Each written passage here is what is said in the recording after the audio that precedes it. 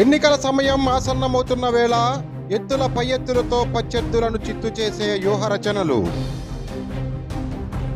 ఒకరిని మించి మరొకరు, ఎక్కడా తగ్గేదేలే అంటున్న అభ్యర్థులు. నిడదవోలు నియోజకవర్గంలో బరిలోకి దిగిన 12 మంది ఎమ్మెల్యే అభ్యర్థులు. ఎవరి స్థాయికి తగ్గట్లుగా వారు తమ తమ ప్రచారాలను ముమ్మరం చేస్తున్నారు. ఈ రోజు 6 గంటలకు ముగియనున్న ఎన్నికల ప్రచారం. అయితే ఈ 2024 ఎన్నికలు ఓటర్లను కొంచెం కన్ఫ్యూజ్ గురిచేస్తున్నాయి. నిడదవోలు ఎమ్మెల్యే అభ్యర్థులుగా పోటీ చేస్తున్న వ్యక్తుల్లో ఒకరు నిడదవోలు వైకాపా ఎమ్మెల్యే గెడ్డం శ్రీనివాసనాయుడు కాగా, ఇదే నియోజకవర్గం శెట్టిపేట గ్రామం నుండి ఎమ్మెల్యే అభ్యర్థిగా పోటీ చేస్తున్న మరొక స్వతంత్ర అభ్యర్థి గిద్దా శ్రీనివాసనాయుడు. నిడదవోలు నియోజకవర్గంలో ఎమ్మెల్యే స్వతంత్ర అభ్యర్థిగా మరో శ్రీనివాసనాయుడు బరిలోకి దిగడంతో నిడదవోలు ఓటర్లు కన్ఫ్యూజుకు గురవుతున్నారు.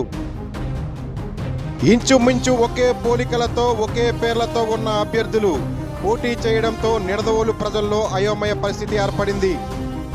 ఇద్దరి పోలికలు ఇంచుమించు ఒకేలా ఉండడం, పేర్లు కూడా అలాగే ఉండడంతో అధికార పార్టీ నాయకులకు కార్యకర్తలకు దుడుకు మొదలయ్యింది.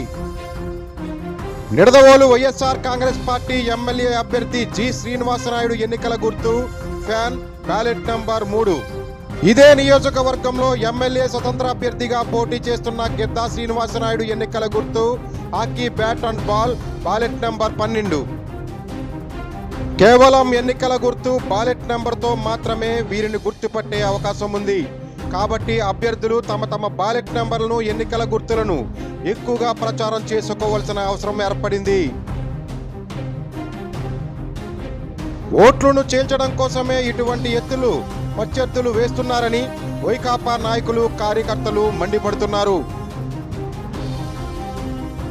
ఏది ఏమైనా జగనన్న సంక్షేమ పథకాలు, చేసిన అభివృద్ధి పనులే తమను అత్యధిక మెజారిటీతో గెలిపిస్తాయని వైఎస్ఆర్సీపీ నాయకులు ధీమా వ్యక్తం చేస్తున్నారు.